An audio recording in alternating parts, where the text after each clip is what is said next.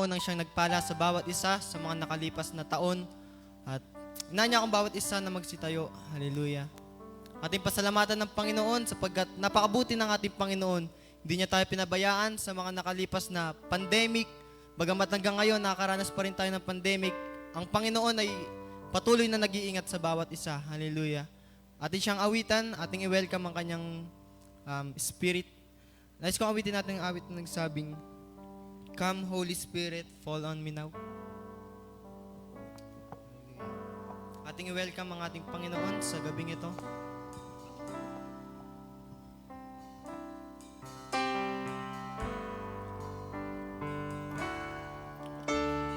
Come Holy Spirit, fall on me now. Hallelujah. I need your anointing. I need your anointing. Come in your power. Oh, love you, Holy Spirit. You're captivating my soul. And every day I grow to love you more. Minsan pa, come Holy Spirit. Hallelujah. Oh, come Holy Spirit, fall on me now. Yes, Lord, samahan mo ang bawat isa, Panginoon, sa gabing ito. Hallelujah. Yes, Lord, send your anointing, send your power, oh God. Hallelujah. Yes, Lord, yan ang aming ninanasa, Panginoon, sa gabing ito. You Holy Spirit, you're captivating my soul. And every day I grow to love you more. I'm reaching for your heart. You hold my life in your hands, drawing me closer to you. I feel your power renewed. Nothing compares to this place where I can see you face to face. I worship you in spirit and in truth. Stanza. Oh, come, Holy Spirit, fall on me now. Yes, Lord. So be it, Lord. Hallelujah. I need your anointing. Come in your power. I love you, Holy Spirit. You're captivating my soul. And every day I grow to love you more. I'm reaching for your heart. You hold my life in your hands, drawing me closer to you. I feel your power renewed. Nothing compares to this place where I can see you face to face. I worship you in spirit and in truth. Minsan pa, hallelujah, I'm reaching for your heart. Yes, Lord, hallelujah. Ating purihin ng Panginoon sa gabi ito. Hallelujah. Drawing me closer to you. I feel your power renewed. Nothing compares to this place where I can see you face to face. I worship you in spirit and in truth. I worship you, hallelujah. Yes, Lord. Praise the Lord. Hallelujah. Blessed be the name of the Lord. Ating palakpakan ng Panginoon. Hallelujah. Ating isigaw. Hallelujah. Purihin ka, Panginoon. Hallelujah. Oh, praise the Lord. Hallelujah. Purihin ka, Panginoon, sa gabing ito. Hallelujah.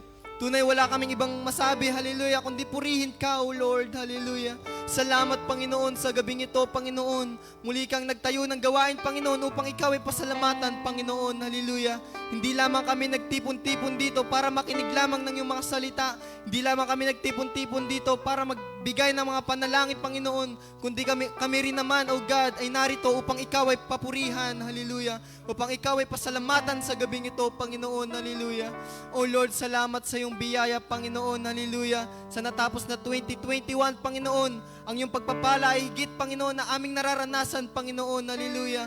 Sa kabila ng pandemic, Panginoon, nararanasan namin, Panginoon, ang iyong dakilang paggawa, Panginoon, sa aming mga buhay. Hallelujah.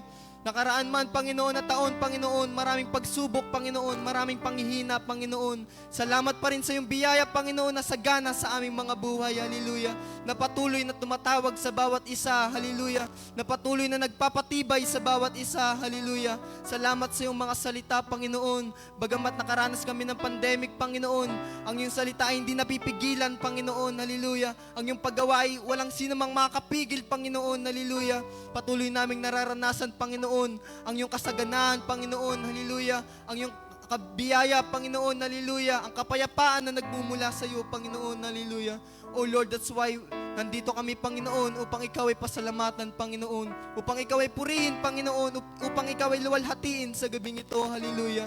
Oh Lord, hallelujah. Minsan pa, Panginoon, kami magpapasimula ng gawain, Panginoon. Nagnanasa kami, Panginoon, ng iyong anointing, Panginoon, ng iyong Holy Ghost, Panginoon, na gumawa sa bawat isa sa amin, Panginoon. Kung kami man ay nakakaranas na panghihina, Panginoon, ay palakasin mo ang bawat isa, Panginoon. Hallelujah.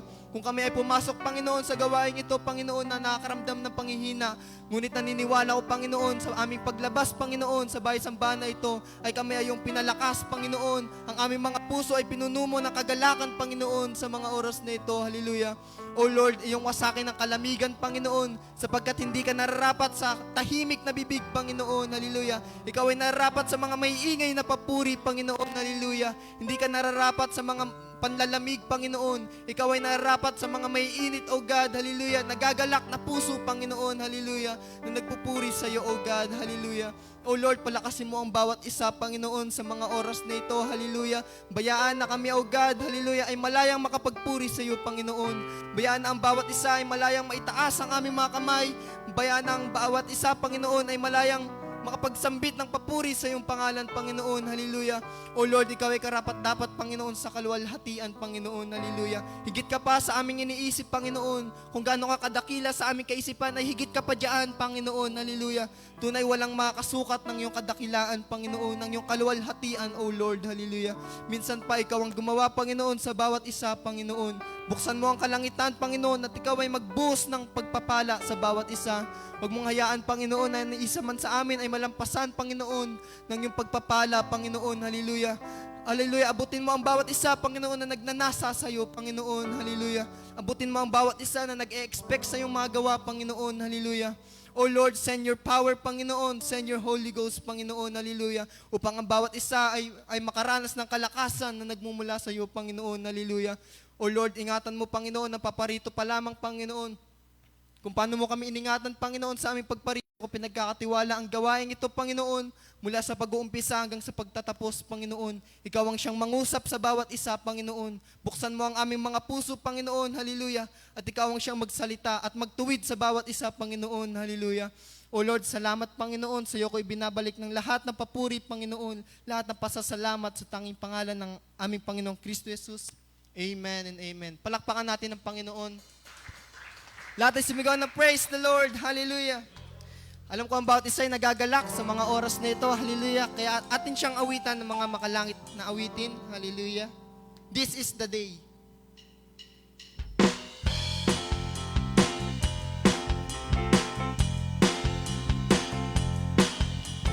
This is the day. This is the day that the Lord has made. We will rejoice and be glad in it. Hallelujah. For this is the day that the Lord has made.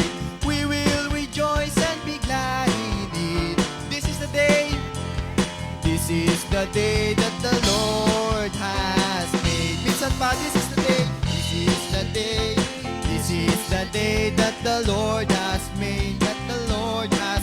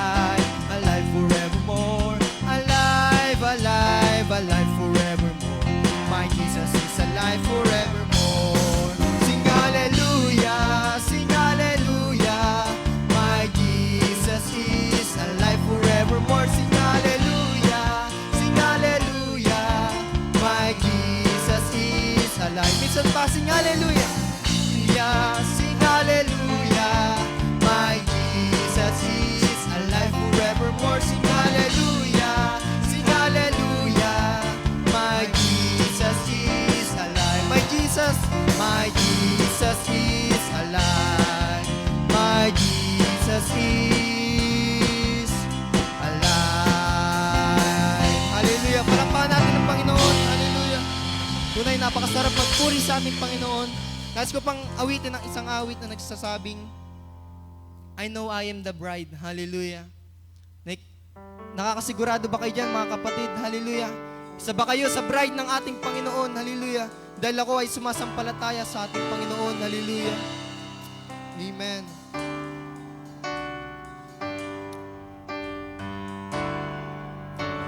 I know I am the bride that you're returning for, dressed in garments white and wrinkle-free. Hallelujah. I have no earthly love. I have no earthly love that I am holding to. You're the one who means everything to me. Minsan pa, hallelujah. I know I am the bride. Yes, Lord, sumasampalataya kami, Panginoon. Hallelujah. Na kami ay iyong babalikan, Panginoon. Hallelujah. That's why, oh God, kami nagpapatuloy, Panginoon, na maglingkod sa iyo. Hallelujah. Yes, Lord. Hallelujah. I have no earthly love that I am holding to. You're the one who means everything to me. I will sing. Oh, I will sing.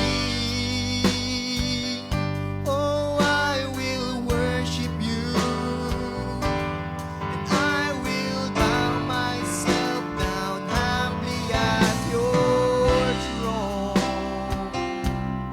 I will do anything, and I will give everything to you alone. I know I am the bride. Yes, Lord. Hallelujah. I know I am the bride that you're returning for, dressed in garments white and wrinkle-free. Hallelujah. I have no earthly love that I am holding to. You're the one who means everything to me. Oh, I will sing. Lord, I will worship you. And I will bow myself down humbly at your throne. And I will do anything. Yes, Lord, I will give everything to you alone. Hallelujah. To you alone. For the last one, I will sing. Hallelujah. Ating awitan ng Panginoon. I will worship you. Hallelujah. Lord, I will bow myself down humbly at your throne. And I will do anything. I will give everything to you alone. I will do anything, and I will give everything to you alone. Amen. Hallelujah. Palakpakan natin ang Panginoon. Hallelujah. Purihin ka, O Lord. Hallelujah. Luwalhatiin ka, Panginoon. Hallelujah. Blessed be the name of the Lord Jesus. Tayo dadako na sa salita ng ating Panginoon. Kung meron po kayong dalangin sa gabing ito, malaya lang pong sulat sa papel at paabot lamang po sa akin. At sa mga nanonood din sa live stream ay malaya nyo lamang pong ilagay sa comment section ang inyong mga dalangin. Bago natin ibigay sa ating kapatid, nais ko muling awitin natin, I will sing.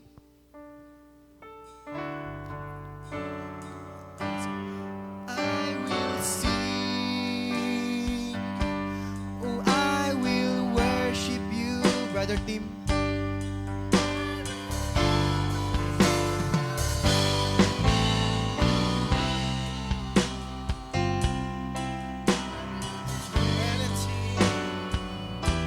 I will give everything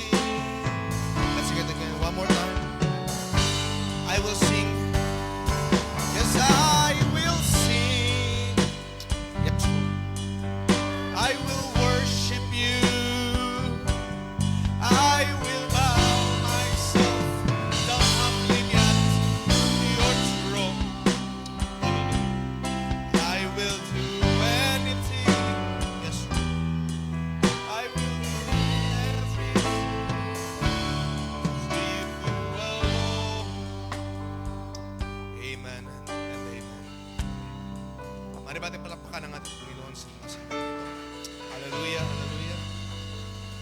Let us bow our heads in prayer. Dakila namin Diyos, sa mga sandaling ito ay pasalamat kami, pinakapurihan ka namin.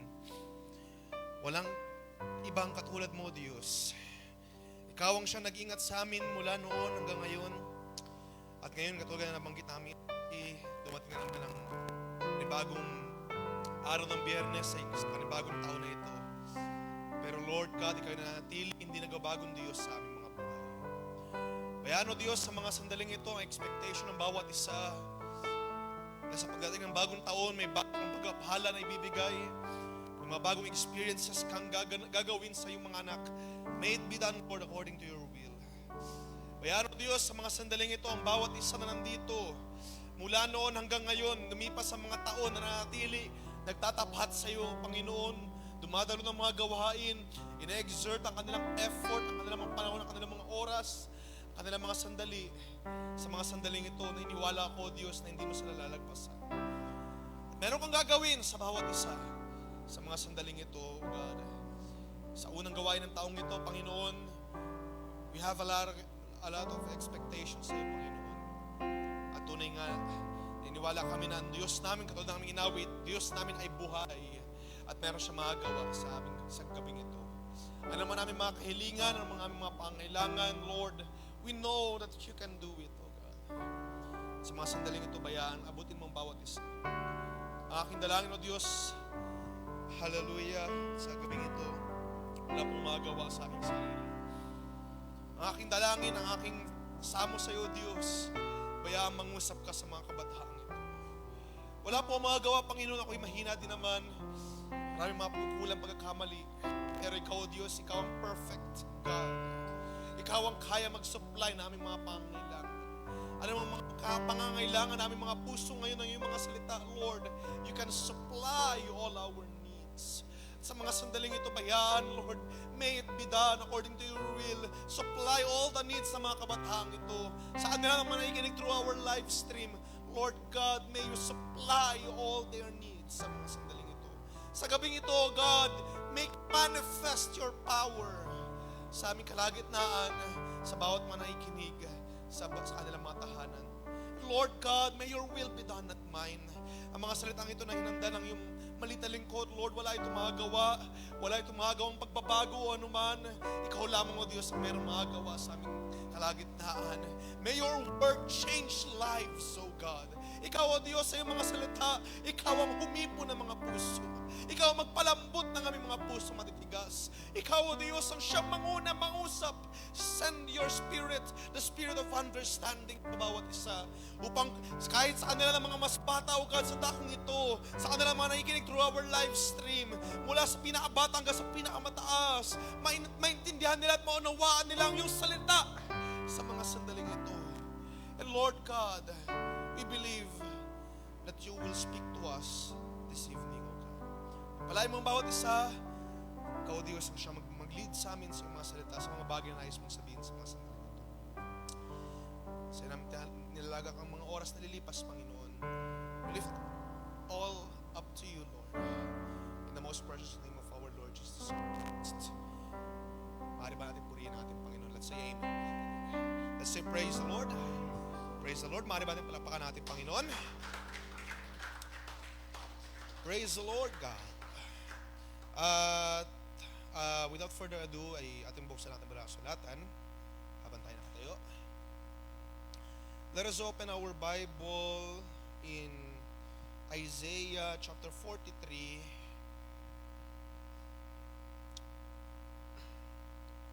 verse 1.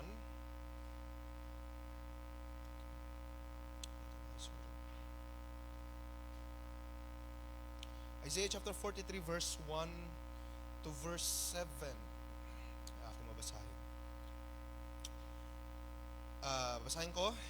But now, thus says the Lord, who created you, O Jacob, and he who formed you, O Israel, fear not, for I have redeemed you.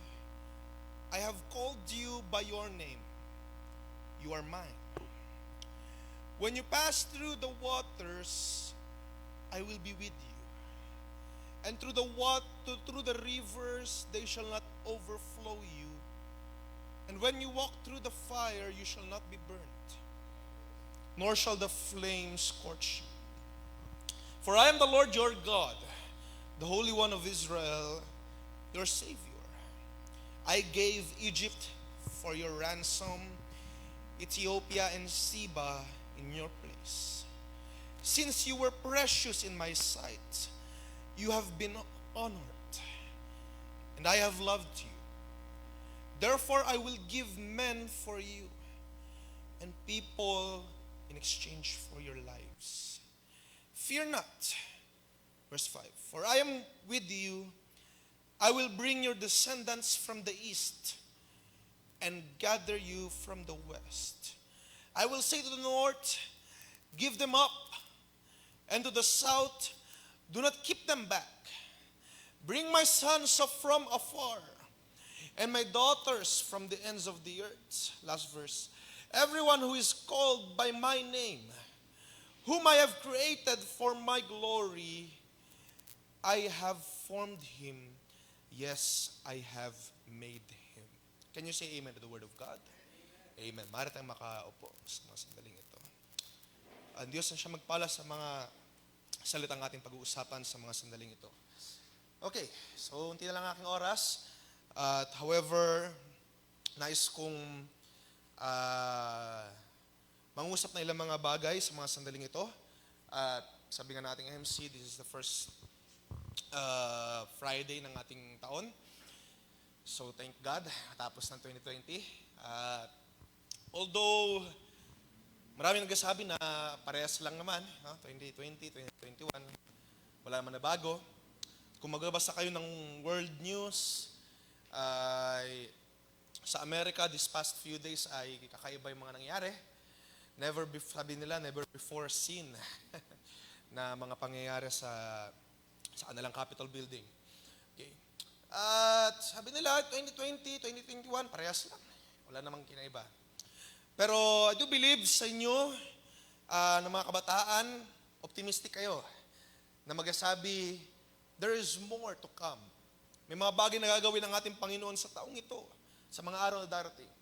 At hindi ito magiging pare-parehas lang, same old, same old. Kung anong nakaugalian natin, nakagisnan natin, kung ano yung lifestyle ko noong 2020, na nagsimula yung 2020, ganun pa rin 2021. Nawa tayo maging optimistic. At magkaroon tayo ng magandang vision. Pangitain. Kung naniniwala tayo na malapit nang bumalik ang ating Panginoon, then let's have a goal, let's have a vision. Na tayo ay sa taong ito, merong gagawing himala ang Diyos. Na kung paano ang kasalanan ito na hindi maalis-alis sa akin dati, meron siyang gagawing kakaiba upang ang bagay na ito ay tuluyan ng maalis sa akin. So let's have that in mind, mga kabataan. Although sinasabi nga natin, o sinasabi ng sanlibutan, paulit-ulit ng panahong ito, pero nawa tayo ay hindi naging stagnant or naging idle sa ating buhay Kristiyano. Okay? So, Happy New Year. Ano ba kayo? January 8. So, late na ng 7 days, pero Happy New Year sa inyo.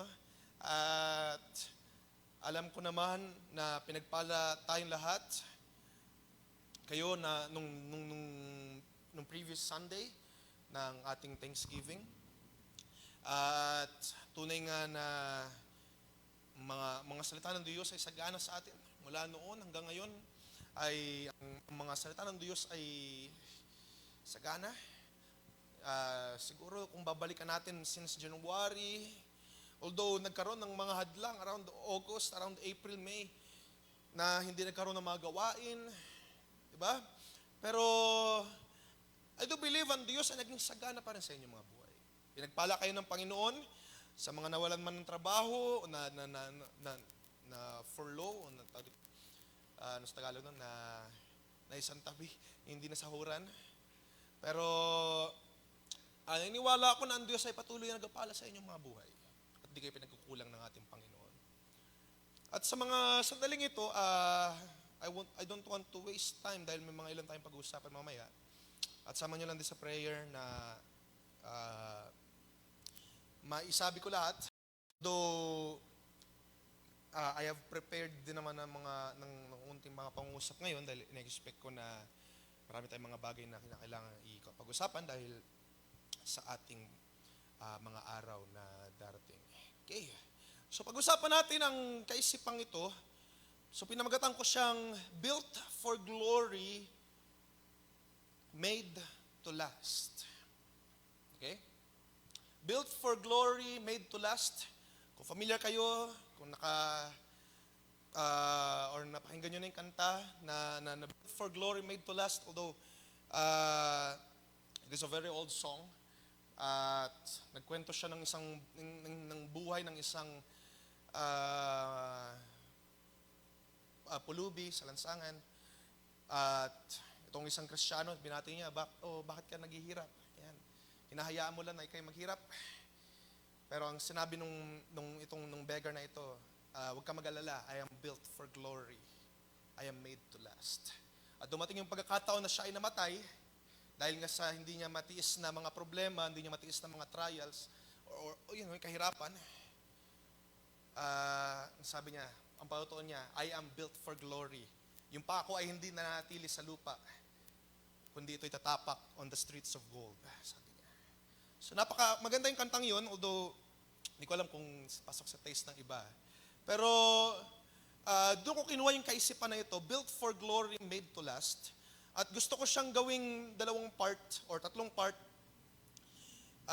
Yun yung series natin pag-uusapan this January. At samahan tayo ng ating Panginoon sa mga bagay na ito na ating pag-uusapan. So pag-uusapan muna natin ngayon yung kaisipan na built for glory. Okay? So yun yung ating idea muna ngayon. So isa-isayin natin yung kaisipan na built for glory, made to last. At nung mga previous, nung Sunday, so nagkaroon ako ng pagkakataon nung Sunday na makapunta dun sa Sunday school at nag-practice sila ng mga kanta nung kanilang gaganaping song offering. At habang nag-play ako nung kanta nila, I'm playing the guitar, tapos sila nasa harap. So yung arrangement nila ay nasa stage sila, nakatayo. At tila ba parang i-record, pero dahil nga sa sobrang sobrang alam nyo na, paghapon na ng mga bata, maghapon ba naman naglalaro, alam nyo na kung ano itsura nila pagdating ng hapon. So, pagdating, hindi na makapag-record, so ginawa na lang nila, pinatayo na sa stage. And then kaya nire-record. Pero hindi talaga i-upload or i-save or ano man. So, habang tinutugtugan ko sila, tinitignan ko yung mga bata, habang binubulay-bulay ko rin yung pinag-usapan natin nung Sunday morning, di ba? So, napaisip ako, what if kung meron pang mga, hindi naman natin nalalaman ng tiyak na araw ng pagbabalik natin Panginoon, no? Hindi natin natiyak yung taon. Okay? Although, we are sure because of the signs. Tiyak natin na malapit na dahil sa mga pangyayari sa mundong ito. Pero what if kung meron pang mga, let's say, 5 years. Paisip na naman ako, let's say 5 years. At itong mga batang ito na nasa aking harap, habang sila kumakanta, after 5 years, nandito na rin niya sa mga kinaupuan ninyo ngayon. Sila, no?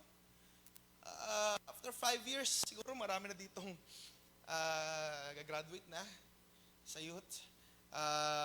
Papalitan na sila ng mga nasa Sunday school. Or kung hindi naman gagraduate, baka dumami tayo dito. After 5 years, 6 years, 7 years, kung mayroon pa, papintulutan pa, diba?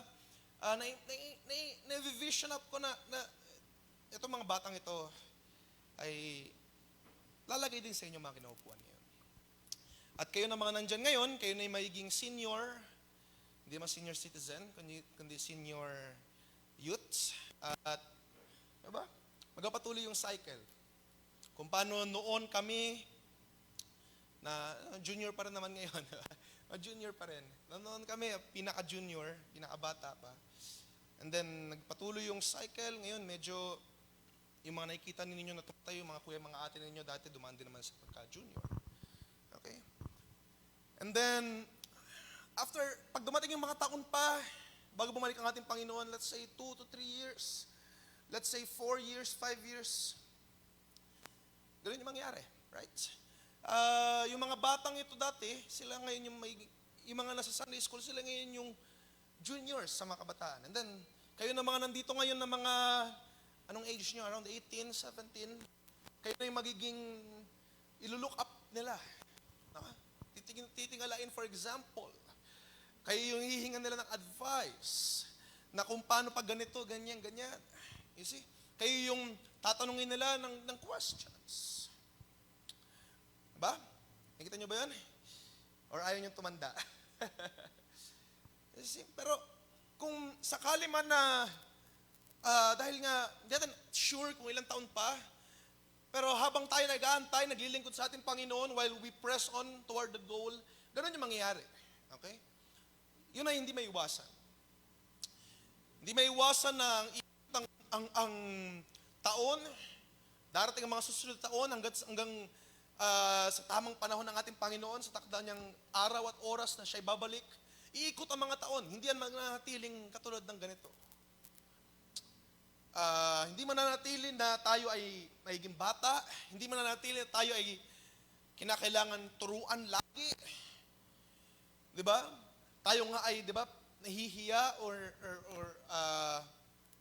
diba, parang nahihiya tayo sa ating sarili kung tayo ay sa ganitong edad natin ay, let's say, mga 20 plus, 25, 21 plus, pinapalo pa rin, diba? Parang nahihiya na tayo dahil meron ka ng sense of ganito, ganyan. So, pero ang nakikita ko, or in-envision ko, o habang bago bumalik ang ating Panginoon, ganun yung mangyayari. No? Hindi ito manatiling tulad ng ganito. So, maganda naman yung mga pangyayari ngayon. At masaya ako na nandito kayo, especially ng mga nakalipas na nagawain, youth services ay yung bilang ninyo ay napakarami.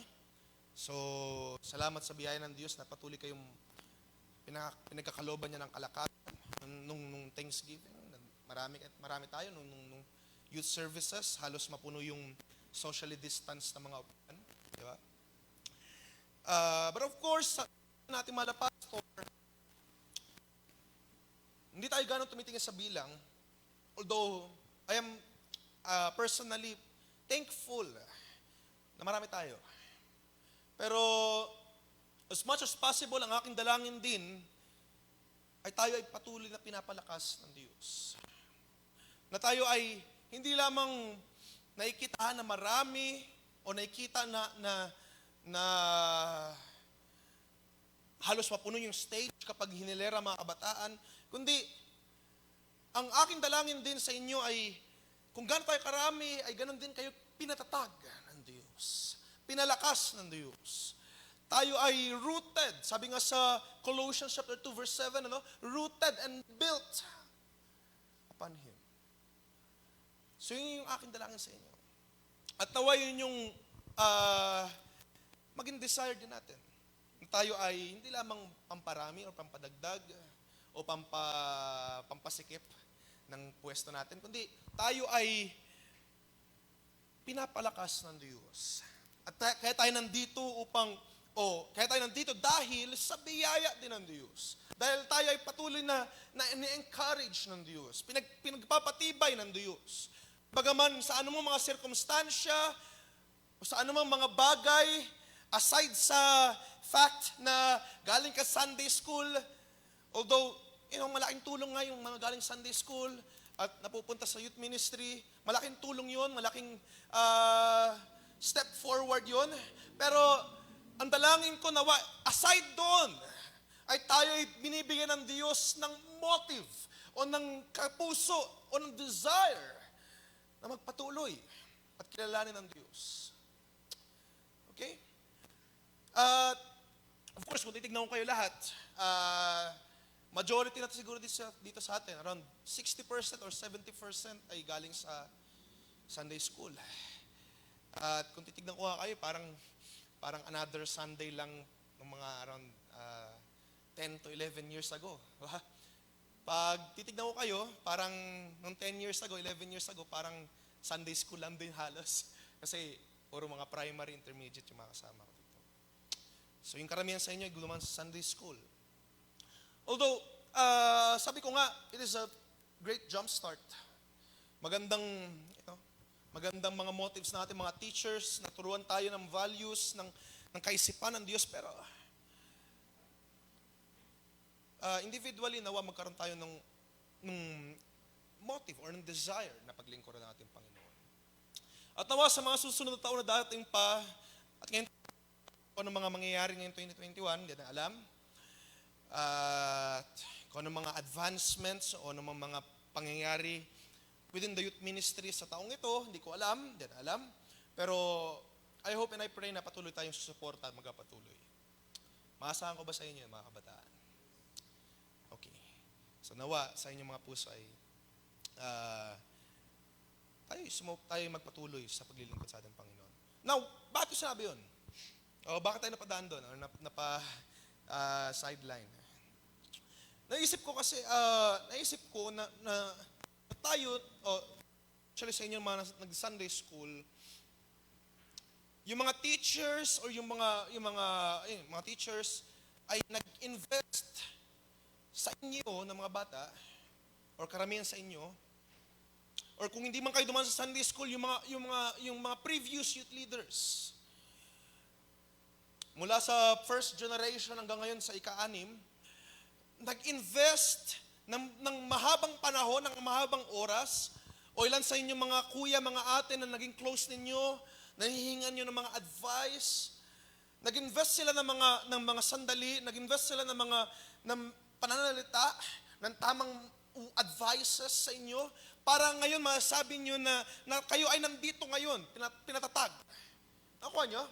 So may mga panahon o may mga ginamit sa inyo ang Diyos para kayo ay masumpungan ngayon dito na malakas. Do you agree? Sa gaano mang kaliit o gaano mang kalaki na paggawa sa inyong buhay, pagbago sa inyong buhay, na kung dati ikaw ay ganito dahil sa isang narinig mo lang na sharing o narinig mo lang na paalala, payo sa iyo ng kuya, ng ate na ito, nabago ang iyong buhay at ikaw ay ngayon tumibay, lumakas. At sinasabi ko nga rin, even sa ating mga Sunday schoolers, yung mga investment ng mga teachers para kayo ay masumpungan ngayon dito na hindi tayo pakalat-kalat sa sanlibutan, although familiar tayo na from Sunday school ay nauuwi sila sa nalalayo sa mga gawain. Pero nagpasalamat ako personally sa Diyos na kayo ngayon nandito. And it is a great jump start. Sabi ko nga na ang mga teachers na naggamit para sa inyo mga kaluluwa din. Okay? At na-appreciate nyo ba yung mga dating Sunday schooler? So, you see, yung mga bagay na yun, yung mga tao na yun ay, or sabihin natin, yung mga events na pangyari sa iyong buhay, even yung mga trials, even yung mga malulungkot na mga pangyayari sa ating buhay, yung mga events na nagpabago sa ating kaisipan, sa ating mindset, sa ating ideas, those are the things that build us. Do you agree? Hindi, sabi nga ng ilang mga quotes, hindi tayo magiging tayo, o hindi ako magiging ako, kung hindi sa mga bagay na nangyari sa nakalipas. That is true. Hindi tayo magiging tayo. Especially kung dadalhin natin sa Christian perspective, hindi tayo magiging tayo ngayon kung hindi sa mga bagay na nakalipas. Ano nangyari sa 2,000 years ago? Diba? Ang ating Panginoong Kristo Jesus ay namatay. At hindi tayo magiging nandito ngayon kung hindi dahil sa Kanya, sa mga bagay na nangyari sa nakalipas. And speaking individually sa inyo ngayon, anumang mga pangyayari sa dati, anumang mga bagay na nagpabago sa inyong kaisipan, yun ay mga nangyari upang ikaw ay maging ikaw ngayon. And those are the things that build you, yung mga sharing, yung mga Wednesday services, Friday services, Sunday services, mga activities, even testimonies na napapakinggan mo, mga awit. Those are the things that build you. Okay? So, gagamitin ko yung kaisipan na build, or gagamitin ko yung word na build, yung term na build sa inyo. Because every day, bawat araw, bawat segundo, bawat bawat mga bagay na napapakinggan natin, bawat mga events na pangyayari sa ating mga buhay, those things build you. Okay? Even yung mga madidilim na panahon sa ating mga buhay, ginagamit ko yung salitang build dahil ang sabi dun sa Romans chapter 8, lahat ng bagay ay para sa ikabubuti. Okay? So even if na mga pangyayari sa ating mga buhay ay masalimuot o masama, or hindi ideal, hindi maganda, or nakakapagpalungkot sa atin, pa-depress sa atin, gagamitin ko yung salitang build dahil tayo ay pinapalakas ng Diyos at nagamit natin yung experiences na yun para lumago. Nakakuha niyo? Nakabataan. So yung mga pagsaway sa iyo, yung mga paalala sa iyo na to the point na ikaw ay umiyak, those things build you. Okay? Do you agree? Yung mga bagay na yun, even yung mga values na tinuro sa atin, countless youth services, countless Sunday services, Wednesday services, sharing testimonies, songs, those things are being built in your life. Okay. So, pag sinabi ko ng build, it is, ito yung inspiration sa mga literal na buildings, ano? Yung mga buildings, pag ginagawa yan, kung may makita kayong buildings, or kahit mga bahay, hindi yan nilalaglag from heaven, no? Book, building. Book, bahay. Diba? Hindi ganon. Hindi yan niluluwal from langit. Kundi, ito ay itinatayo. Ito ay, of course, yung mga very traditional na pagkatayo, yung mga hollow blocks, nilalagay sa tamang position, one by one, at habang para matuyo yung, of course, unahin pala yung foundation, di ba? And then yung mga hollow blocks, and then pinto, and then bintana, etc. So, you see? And then, sabi ko nga, ito ay ma-apply dito sa ating buhay. Of course, we know that the foundation is the Word of God. Right? Ang foundation natin ay ang salita ng Diyos. At ang sabi pa nga, kapag tayo may founded sa salita ng Diyos, builded, rooted upon Him, tayo ay hindi madadestroy ng kaaway. Diba? Tayo ay hindi masasira, sabi doon sa parable, hindi tayo madadaanan ng baha. Pag dumating yung baha, nananatiling nakatayo yung bahay. Okay? Yun yung kahalagahan, kaya kinakailangan natin maging founded or planted or grounded sa salita ng Diyos. At bilang individual, we are being built upon. Natutunan mo na magtiis ng unti. Natutunan mong ganito yung kinakailangan salitain, ganito kinakailangan gawin, ganito kinakailangan i-act, ganito kinakailangan sundan, ganito yung nire-require sa ng Diyos, and so on, so on, so forth. Nauunawaan mo ang kanyang mga salita, nagkakaroon ka ng more knowledge, more wisdom. And that is what the youth services are for, para tayo lumago. Diba? Tayo palakasin ng gusto. So, so nagamit yung mga ganong kaisipan o ganong pangyayari sa ating buhay as piece by piece, the blocks of our life, the building blocks of our life.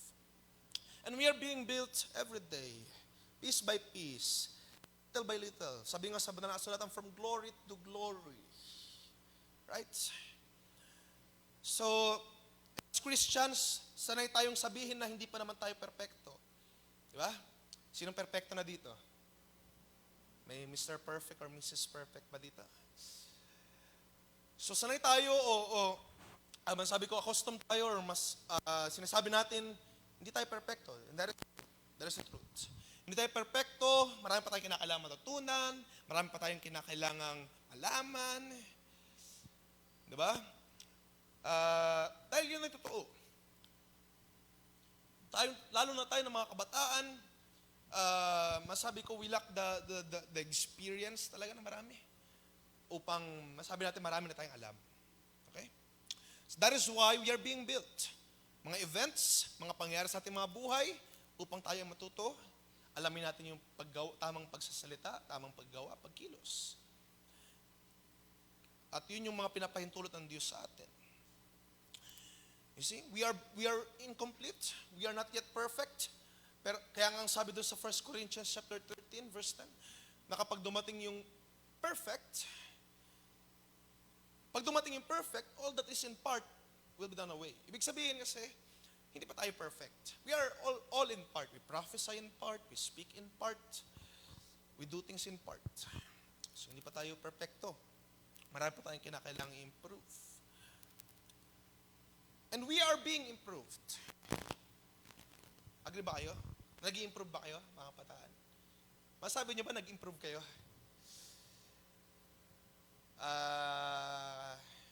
Noong 2020, nung nagsimula ng 2020, at kukumpara mo ngayon 2021, masabi mo kaya na nag-improve ka? Improvement on what? Gumaling kang kumanta, matuto ka mag-gitara, mag-piano, mag-violin, mag-drawing. Diba?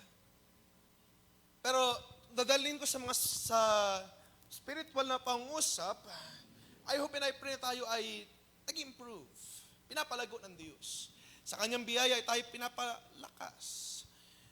At yun yung nga yung purpose ng mga pangyayari sa ating mga buhay, even this pandemic. Upang turuan tayo ng mga bagay ng Diyos. Hindi tayo nanatiling stagnant. Yung mga salita ng Diyos ay very timely upang tayo ay lumago.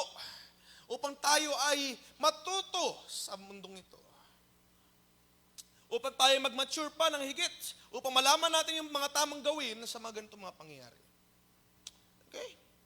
Nakikita nyo ba yun na ganon? O nakikita nyo lang na problema or trial? So, bakit? Ba't kaya ganon? Ano? Bakit kinakailangan nating mabuild? Ano sa tingin ninyo? Dahil nakakahiya naman yung bahay, papapagawa ka, hindi mo matapos. Di ba? Halimbawa, ikaw ay gusto magpagawa ng bahay. Sabi nga sa Banasulat niya, di ba? Papagawa ka ng bahay, paplanuhin mo muna lahat. Dahil kapag hindi mo natapos yung bahay, sa sobrang ka-arrogant mo, hindi mo natapos yung bahay, yung kahihiyan ay may mapapahiya. Pero, you see, ang tanong ko ngayon is, anong purpose? Bakit tayo binibuild up? Bakit tayo, nabasa sa Isaiah, bakit tayo kinikreate? Bakit tayo nabubuhay? Bakit ba tayo nandito? Ano ba gagawa natin dito? Natanong niyo ba yan? Diba? So may mga ano yung word doon? Existentialists. Sabi nila, ano bang purpose ng buhay? Bakit ba tayo nandito? O tayo ng mga Kristiyano, alam natin ang purpose ng buhay, tayo nilikha ng Diyos. Alam natin yan. Pero bakit tayo nandito? Bakit tayo binibuild up? Pwede namang manatili lang tayong bata. Diba? Pwede namang so and so. Pwede namang hindi ka mag-improve kung ano ka, tanggap ka, di ba? Pwede naman ako tanggapin kung sino lang ako. Diba? Kung ano ako, ganito talaga ako eh. Mga ano talaga ako, mga galitin talaga ako, tanggapin nyo na lang. Pero bakit tayo tinuturuan na mag-improve? Bakit tayo tinuturuan na huwag ka na magiging magagalitin, huwag ka na magiging matampuhin? Diba? Naisip ko ba yun? Ako naisip ko. Kaya ganun. Bakit kinakailangan? Lalo na kung sinasabi natin na maging sino ka awit, ikaw ay tatanggapin ng Diyos kung ano ka man, di ba? Pero why is it that na tayo tumanggap sa ating Panginoon? We need to improve, we need to grow. What kaya? Sa sanlibutan, alam natin na ang kanilang mga mindset, ang kanilang ideas din ay mag-improve. Alam niyo ba, recently lang, ang pinakamayaman sa mundo na si Jeff Bezos ay napalitan na. Napalitan na yung pinakamayaman. So, ngayon, ang pinakamayaman na si Elon Musk. Dahil sa kanyang assets sa isang kumpanya ng electric cars. So, you see, bakit yung mga tao ay gusto nilang higitan yung mga bagay? I-challenge yung, sabi nga nung pangaral nung 3-day fellowship, i-challenge yung status quo. Ayaw nila na stagnant, ayaw nila na nanatili silang current, neutral, they want more. Okay? Gusto nila mag-improve. Yung mga Guinness Book of World Records, palaging hinihigitan. At sumasali sila, mga tournaments, palakasan. Gusto nila na mahigitan ang kanilang mga riches. Sabi ko nga, nabanggit ko nga, yung mga wealth ng sino man na ganito, hindi sila na-satisfy na siya na yung pinakamayaman. Gusto nilang higitan. Gusto nilang maging mayaman. Gusto nila na yung kanilang kikitain ay mas mahigit sa sino man. Nakuha nyo? Gusto nila na maging mas matalino siya sa ganito. Or sa atin naman, na mga common people lang, diba? Gusto natin na yung ating trabaho ay mag-improve. Diba? Kaya nag-aaral, kaya nag-take ng mga opportunities, any part-time na makuha, para mag-improve yung lifestyle, makabili ng ganito, ganyan. Diba? So yung pag-improve o yung paglago ay kakibat na sa mga tao. Even, mula pagkabata, diba? At hanggang pagkatanda, yung mga system na ginawa ay para yung mga tao ay magsikap na mag-improve. Nakukuha nyo? Kaya nga mayroong mga ranking system yung mga bata. Diba? Dahil hinihikayat nilang, galingan mo pa para top 1 ka. Diba? Para yung mga bata at their young age, matutong improve. Or magkaroon sila ng idea na kinakailangan nila mag-improve para maging masaya yung mga magulang or ganito. At kaya nadala sa ating panahon ngayon, sa ating pagtanda, yung idea ng mga tao ay they want to improve, they want to build, they want to grow. Yung kanilang mga pangalan, gusto nila na maraming nakakabit na mga additional abbreviations, diba? MD, PhD, MSc, whatever. O kaya gusto nila na i-build up ang kanilang resume. Diba sa atin ng mga workers, kapag maganda yung resume mo, madali makakuha ng trabaho. Madali matanggap sa part-time, full-time. Right? Nag-build up tayo ng resume, ng pangalan. That is why nag-study sila, inaaral yung mga ganitong maraming mga, sa field namin, sa mga programmer, or sa web, nagsa-study kayo ng mga ganitong mga technologies, JavaScript, etc. Para magkaroon ng maraming opportunities na makuha. Right? Aaralin mo yung SEO, aaralin mo yung PHP. You see? Para ma-build up, para marami kang opportunities na mag-grab. Nakuha nyo? So, hindi na siya kaakibat o hindi na malayo sa atin ang pag-improve. At masasabi nga natin na ang mga tao na hindi lumalago, diba? O yung mga tao na nanatili sa idea nila o kaisipan nila ng mga pagkabata, diba? Kapag may nakikita tayo na around 30 years old na pero yung thinking niya is bata pa, di ba? Of course, tinadiagnose ng hospital ng mga ganitong karamdaman. So, kakiba na talaga sa tao na lumalago. Kakiba na talaga sa atin yung pag-improve. Hindi lamang through literal age or maturation ng ating mga katawan, kundi yung ating mga ideas, yung ating mga nagagawa sa mundong ito. And that is why, kung babalik tayo sa ating katanungan, kung dadalhin sa mga spiritual na kalagayan, bakit natin kinakailangan mag-build up or kinakailangan natin ma-build up sa ganitong sa mga paggawa ng mabuti? Okay. Why do we build children to understand more of Jesus? Bakit tayo nag-spend ng time dito sa mga youth services para tayo ay lumago? Why? Okay.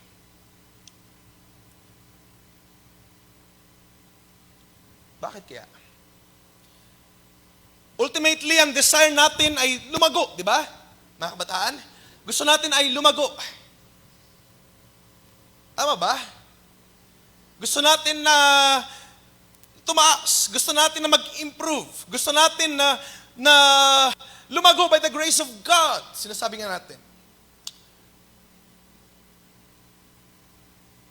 Okay? And ultimately, generally speaking, bakit tayo binibuild up ng Diyos? Dahil of course, yung mga pangyayari sa ating mga buhay, pahintulot ang ating Panginoon, bakit kaya tayo binibuild up ng Diyos? Ano sa tingin ninyo? Okay? Ang mga tao sa mundong ito, they build their names for their own glory. Ang kanilang mga wealth, ang kanilang mga katalinuhan, ang kanilang ideas, o ang kanilang mga resume, pangalan, they build them up para magkaroon ng ganitong reputation. Nakuha niyo? Kinakailangan nila yung pangalan nila ay maganda. Okay? Kapag narinig natin yung pangalan na ano ba yung mga mayaman sa Pilipinas? Asi, or Lopez, or something. Di ba? Ang ganda pakinggan. Tunog mayaman. Kapag narinig natin yung pangalan di ba? Bill Gates. It is to build up their own glory. It is to build up their own reputation. At ngayon, natanong ko, masabi din ba natin yan sa spiritual na pananampalataya? Ano sa tingin ninyo? Kaya ba tayo lumalago para i-build up din yung ating mga pangalan? Dahil sa sanlibutan, ganun yung kanilang motive, ganun yung kanilang idea or precepts kaya sila nagnais lumago. Pero bakit kaya tayo lumalago? O bakit kaya tayo naganasa na lumago? Upang ba i-build up yung ating mga pangalan? Ganun din ba yun? Parehas lang kaya? What do you think? No? Pero nabasa natin na hindi ganun. Nabasa natin na hindi ganun. Pero binasa sa Isaiah kanina, we are being built, we are created, sa verse 7, no? You are created for my glory. For the glory of God. Ang Panginoon ang ngusap dito sa Isaiah, through the mouth of Isaiah, ang sabi doon, you who are called by my name, you are created for my glory. Hindi sa akin, nangusap ang Diyos. We are created for His glory. Nakuha niyo ba yan? We are being built, we are being created, not for our glories, hindi para gumanda yung ating pangalan, pero dahil o para sa Diyos. At hindi yun mag-make sa sanlibutan. Isipin mo, ako yung nagpagala, ako yung nagtrabaho, pero yung pangalan nagaganda, hindi sa akin, yung kanya. Di ba? Parang unfair yun, sabihin nila. May ano nga meron nga mga,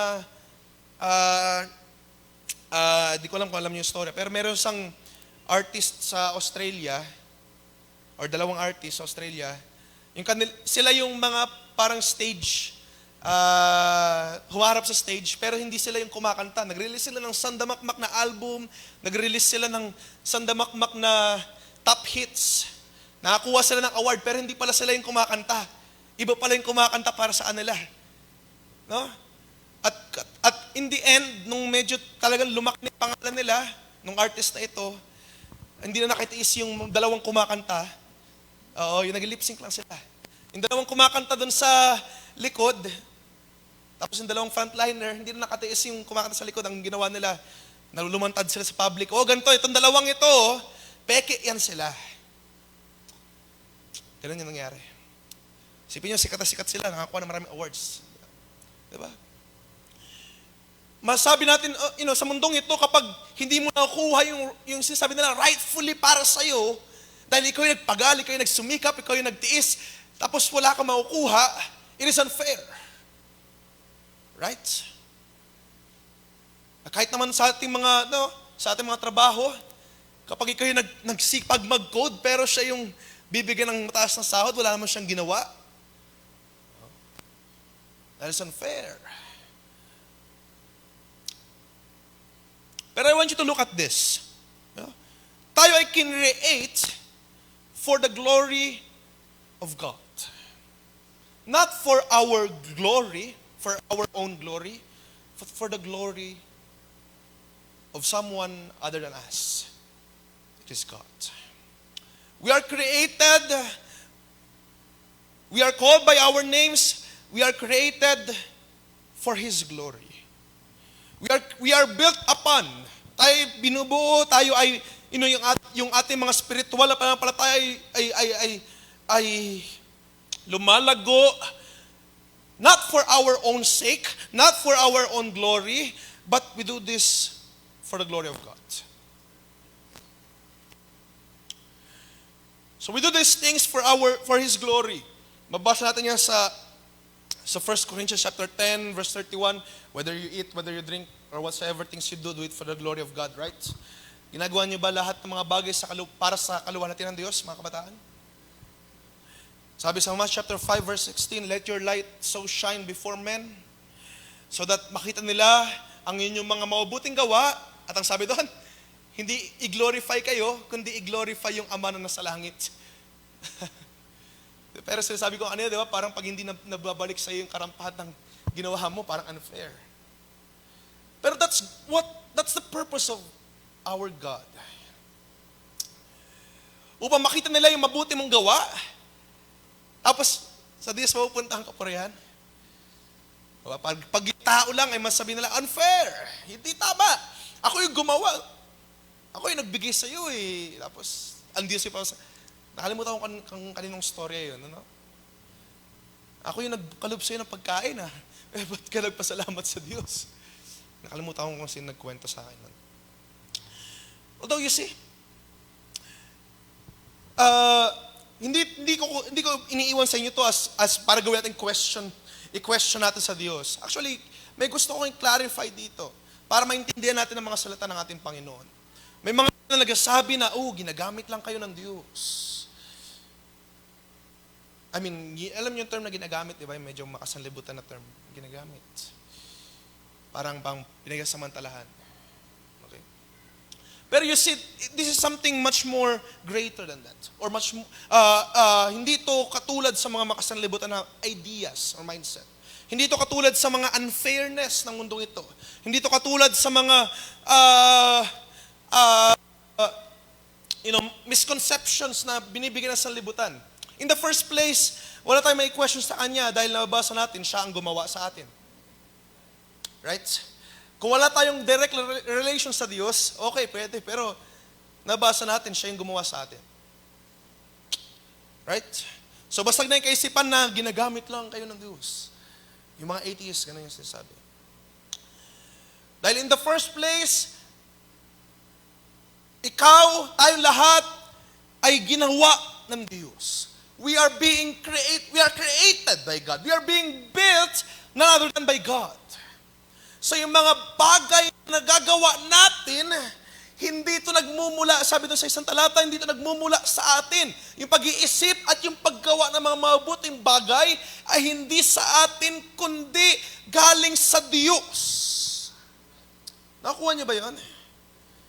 Dahil innately o sa ating mga katawan, we cannot do things on our own na mabuti. Kundi ito lahat ay nagmumula sa Diyos. Okay. And the purpose of that na tayo ay ginawa niya o binibuild niya, ang purpose ng Diyos, kaya tayo ginawa dito, ang sabi doon sa Isaiah, is for His glory. Is to display His glory. Okay? Hindi, kung mabasa natin, di ba?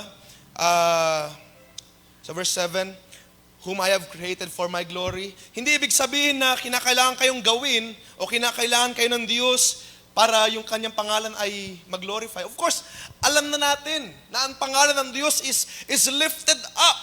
Alam na natin ang pangalan ng Diyos is great. Right? Alam natin ang pangalan ng Diyos, it is already big. Bago pa man tayo panganak, bago pa man tayo magkaroon ng isip, ang pangalan ng Diyos is sovereign. It is great. It is above all names. Right? So what does it mean na we are created for His glory? Bakit pa ba tayo ginawa? Kung glory na maluwalhati naman na ang Diyos, bakit pa tayo ginawa? O bakit pa tayo binibuilt? Okay.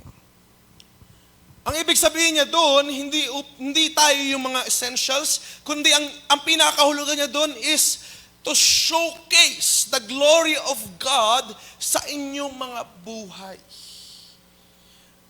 Ang kaluwalhatian ng Diyos, ang pinaka-purpose niya, ang kanyang ibig sabihin dito, hindi yung mai-increase mo yung kaluwalhatian ng Diyos, no. Kundi ang purpose niya, yung kaluwalhatian niya, ay ipapa-showcase niya, ipapakita niya, at makikita sa iyong buhay. Nakuha niyo ba? Kung sabihin dito ng ating Panginoon, you are created for His glory, ibig sabihin nun, ang kanyang kaluwalhatian ay ibibigay niya sa iyo. Ang kanyang kaluwalhatian ay papakita niya sa iyo. Magme-made manifest sa iyong buhay. Mas-showcase sa iyo. Hindi sa ibang lalagyan, kundi sa iyo mismo. Sa iyong buhay mismo, kabataan. Isipin nyo, ang kaluwalhatian ng Diyos, ang glory ng Diyos, ang attributes ng Diyos. It is great, right? It is masabi natin, napakadakila ng Diyos sa lahat ng kanyang mga gawa. Isipin ninyo, yung kadakilaan na yun, ay ipagkakaloob sa inyo, ibibigay sa inyo mga buhay. Di ba na binabasa natin, kiniklaim natin na ang Diyos na inirahan sa akin, di ba? Kiniklaim natin yun. Isipin ninyo yung kahalagahan o yung importansya nun na tayo na mga hindi kumikilala sa Diyos dati, tayo na mga makasalanan, tayo na mga mahihina, tayo na mga needs improvement pa, in progress pa, ang kanyang kaluwalhatian ay hinahanda para sa iyo. Nakuha niyo ba? At kaya mababalik natin sa full circle yung tanong, bakit tayo binibuild? So that ang kanyang kaluwalhatian, ang kaluwalhatian ng Diyos, ay mapuspos na may pagkaloob sa iyo. Okay. At iiwan ko sa inyo, yung kaisipan na yun. Hindi ba dakila ang Diyos na siya ay binigyan niya ng importansya ang iyong buhay upang ang kanyang mga salita, ang kanyang kadakilaan ay manahan sa iyo. Di ba nga anong tuwa ni Mary nung siya ay kausapin ng anghel, you will bear a son and his name shall be called Jesus. Anong tuwa niya? O sino ako para ako ay kausapin ng anghel at gamitin na alulod ng pagpapala para sa mundong ito. Napaawit nga siya, naalala ninyo yung Magnificat. My soul magnifies the Lord, for He has looked upon my low estate. At mga kapatid, ano din ngayon? Tayo naman nasa mababang kalagayan, tayo inabot ng ating Panginoon. In our low estate, in our low life, ang kanyang kaluwalhatian ay pinagkakalob niya sa iyo.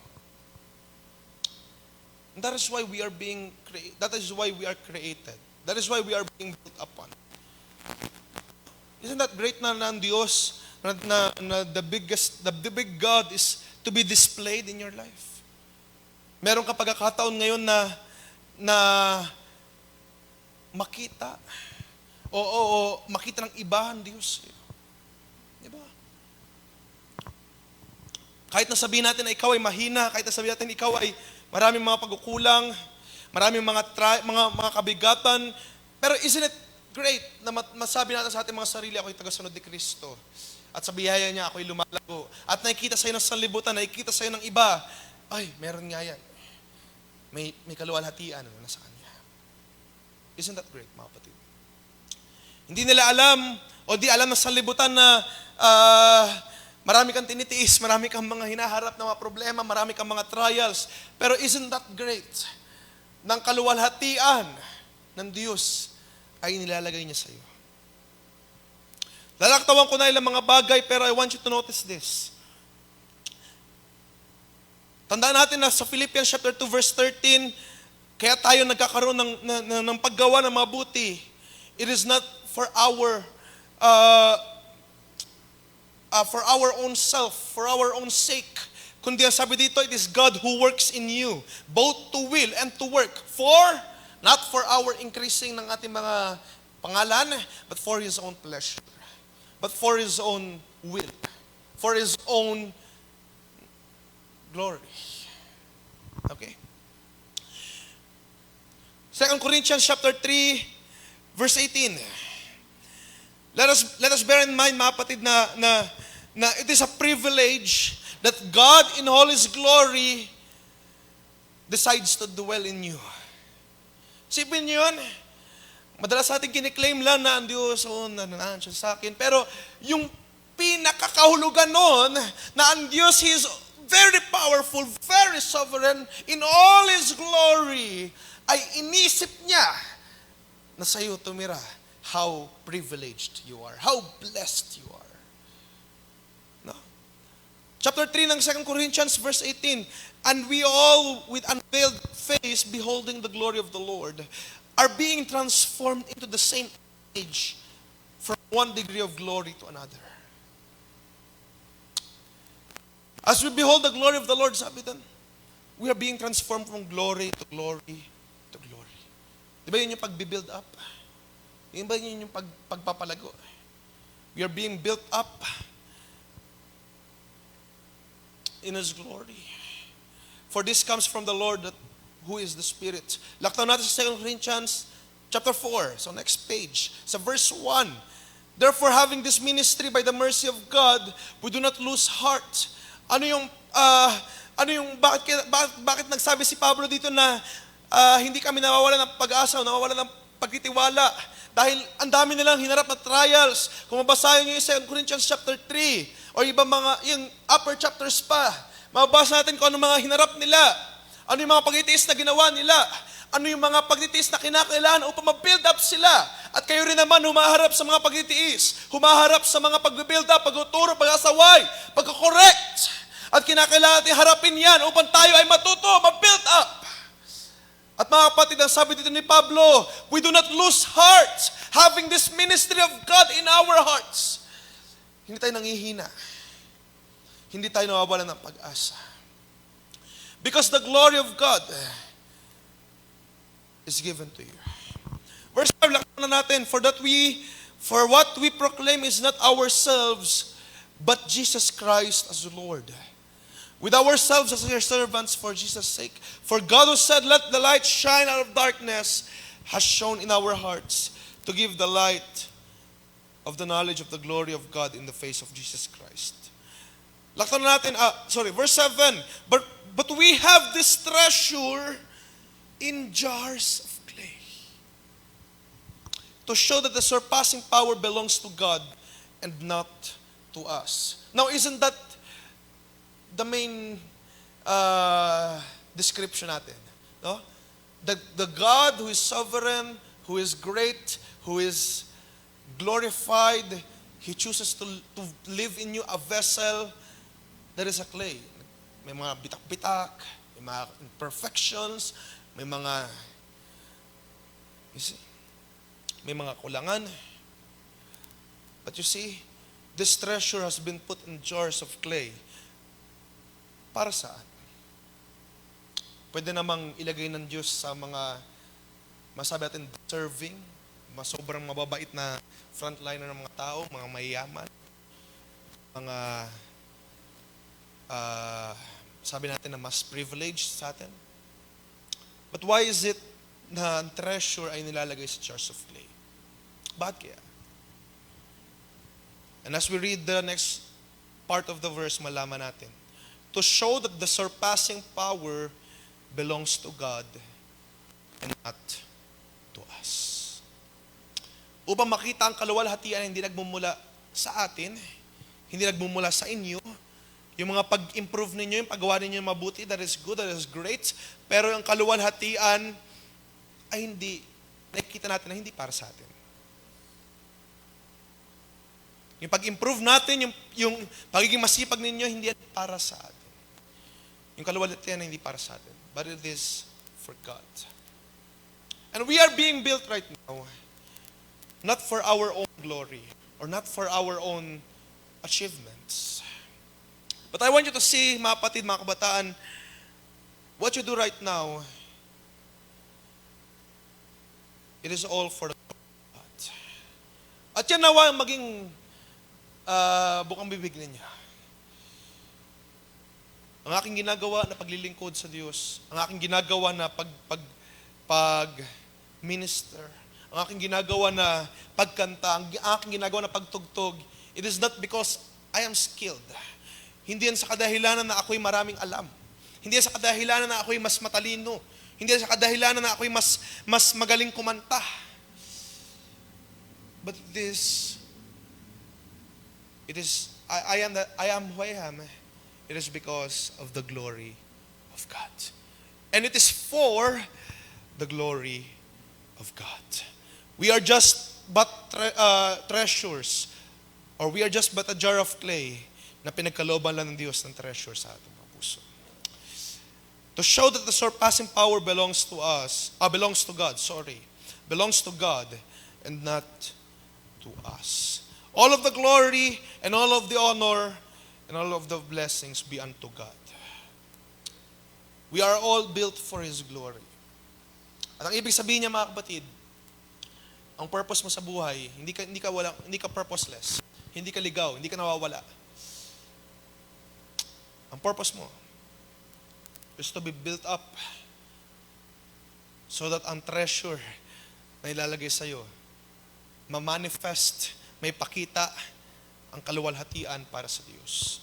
Marami pa mga talata, although di na natin madaanan pa, pumanhin kung minadali ko na.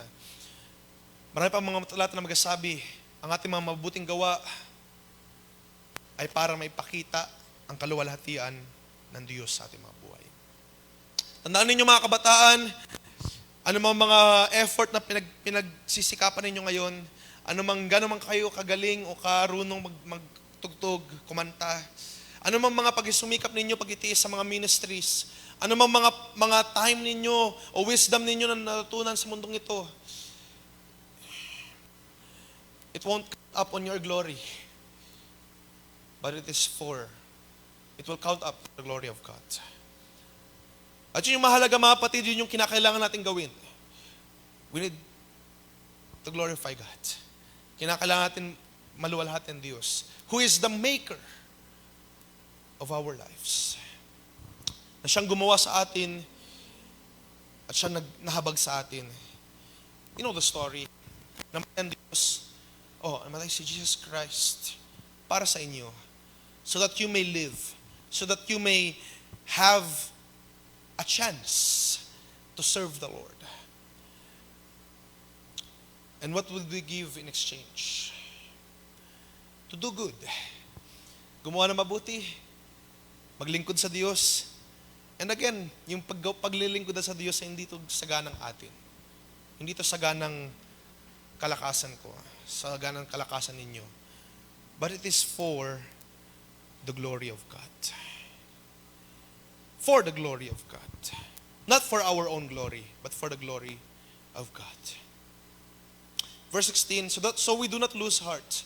Though our outer self is wasting away, our inner self is being renewed day by day.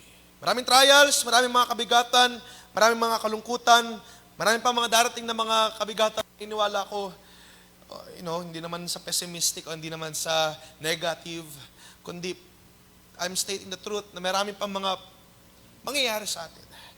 Mabibigat, magagaan, but all those things that are up ahead, sabi dito, though our outer self is wasting away, our inner self is being renewed day by day. For this light momentary affliction is preparing for us an eternal weight of glory beyond all comparison. Do you believe that, mga kabataan? Na kahit na yung mga trials na dinadanas ninyo, it is preparing for us, for you. An eternal weight of glory beyond all comparison. As we look not to the things, verse 18, that are seen, but to the things that are unseen. For the things that are seen are transient, but the things that are unseen are eternal. Amen and amen. Tayo tumayo mga kapatid, tayo magtatapos na sa mga sandaling ito. And as we thank the Lord for short moment in time, hindi ko na babalik sa ating MC ang pagkatapos dahil nakuha ko na yung match time. Although, I would like to leave with you, iwan ko sa inyo yung ganitong kaisipan, ano?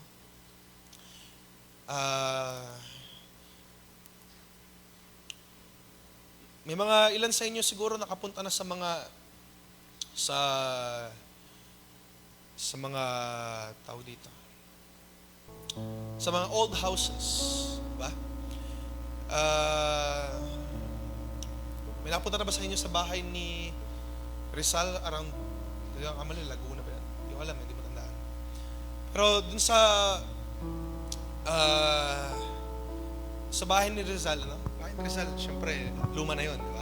Tanda na patay na si Rizal eh. Around 200, kung around 100 plus years ago na. Sa yung bahay niya, of course, habang lumilipas yung panahon, papangit na ng papangit, di ba? Pasira na ng pasira. Pero kahit pangit yung labas, or kahit sira na, yung mga taong napadaan doon, hindi nila sasabihin, "Ay, ang pangit naman ang bahay."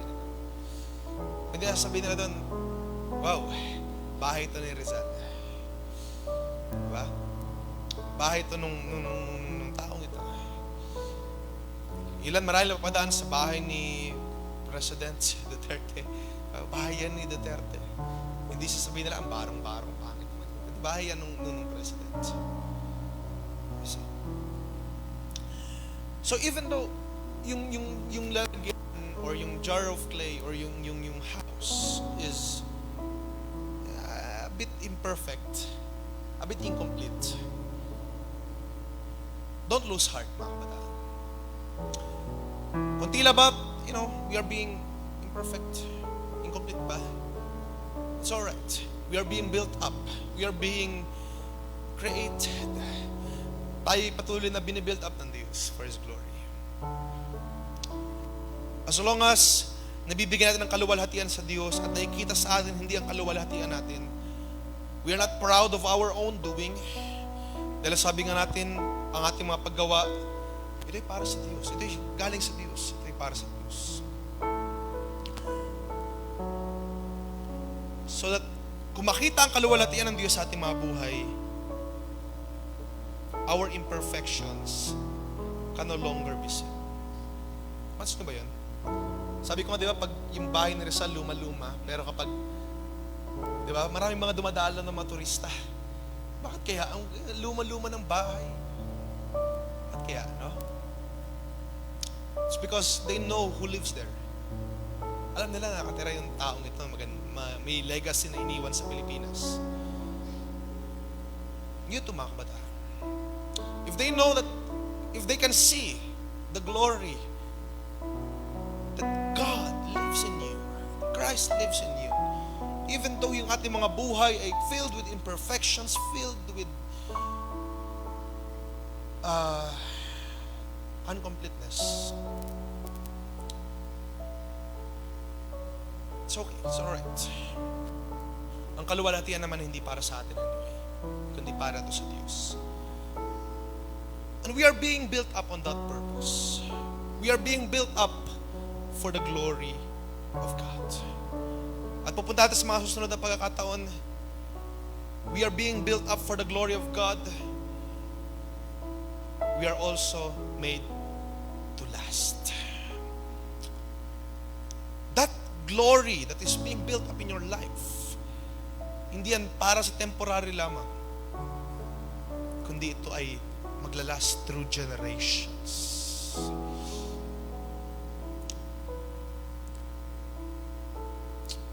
Through generations. And they will see, mga kapatid, the glory of God in your life. And the God of Israel will be glorified in you.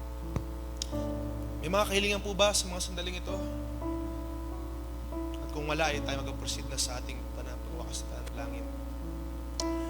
Kung wala, I do believe na ang Diyos, He knows everything. Alam ng Diyos ang lahat. Alam ng Diyos ang inyong mga puso ngayon. Alam ng Diyos ang inyong mga pangailangan. Just lift up your faith. Kung di mo kaya magtaas ng kamay, then lift up your faith. Hindi mo kaya magsalita, lift up your faith to God. And He will have mercy upon you. Sa iyong mga pangailangan, just lift up your faith. And He will reach you sa mga sandaling ito. Dakilan namin Diyos, as we close this service, we want to glorify your name. Be magnified in my life. Ikaw ang siyang maluwalhati sa aking buhay. For all these things, lahat ng aming pagkilos, lahat ng aming ginagawa, we do all these things for your glory, Lord. At salamat, itinayo mo kami sa ganitong purpose. Sa pamumuhay, Panginoon.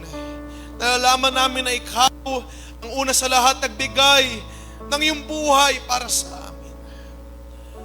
So that we may live, not according to our own flesh anymore, but for your will, O God, for your own pleasure, for your own plans, O God. Sa mga sandaling ito, we lift you up, we glorify your name, we praise you, Lord, in times of storm, in times of 2020, ikay karapat dapat papurihan sa mga sandaling ito. Karapat dapat kayong glorify, O God.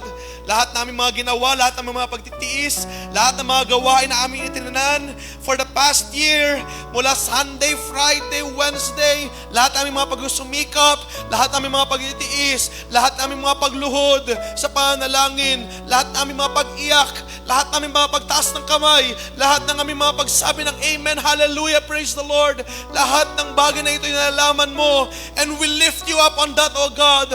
Lahat ng mga pangyayari sa nakalipas na taon, lahat ng mga bagay malungkot man, nawalan man ng trabaho, nagkaroon man ng trabaho, Lord, we lift you up sa lahat ng mga pangyayari dahil ikaw, O Diyos, ang nagpahintulot ng mga bagay na ito at karapat dapat kang papurihan, pasalamatan dahil lahat ng mga bagay na ito ay ginawa mo hindi sa walang kabuluhan kundi para sa iyong kalawalhatian, O Diyos. At sa mga sandaling ito, bayaan ang aming mga puso na nag-uumapaw ng papuri, pagdakila, pasalamat sa iyo. Maluwalhati ka, O Diyos, sa aming mga buhay. Madakila ka, O Diyos, sa aming mga buhay dahil lahat ng bagay na ito ay ginawa mo sa iyong kalawalhatian para ikaw ang malugod, O God, sa aming mga buhay.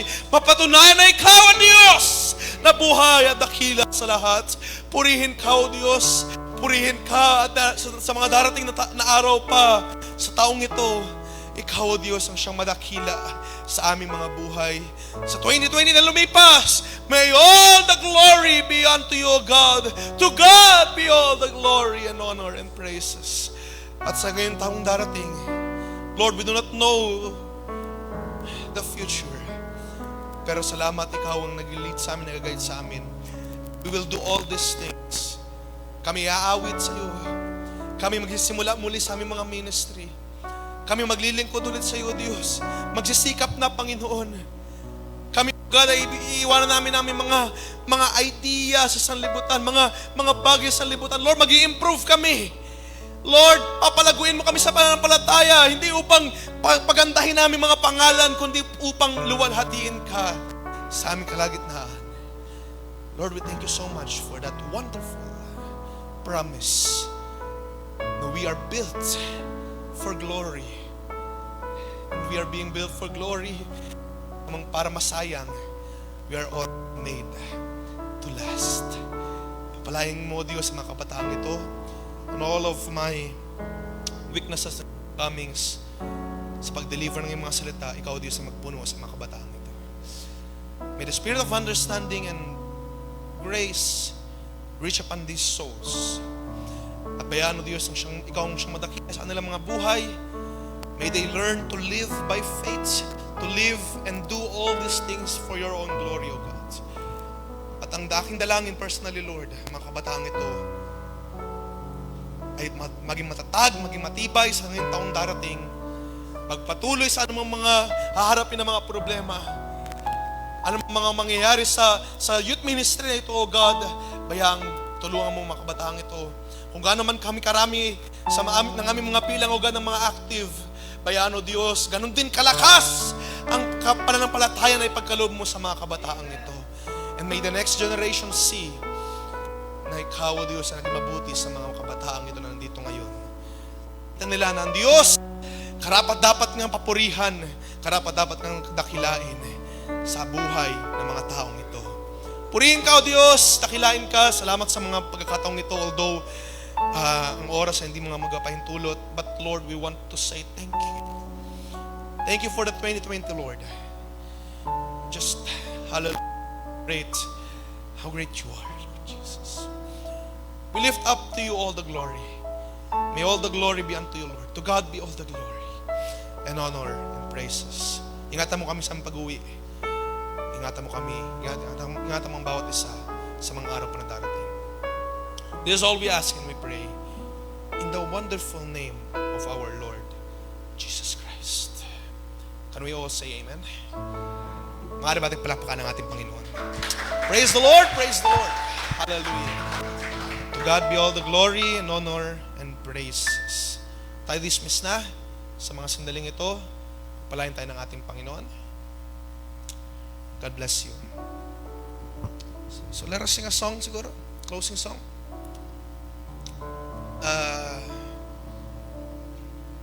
I love this family of gods. Alimutan kayong title. God bless you all. I love this family of God. At batiman bawat isa, so close, knitted. Tingnan natin ang bawat isa sa pangalan ng Panginoon Kristo Jesus. God bless us all. They've taken me to their hearts.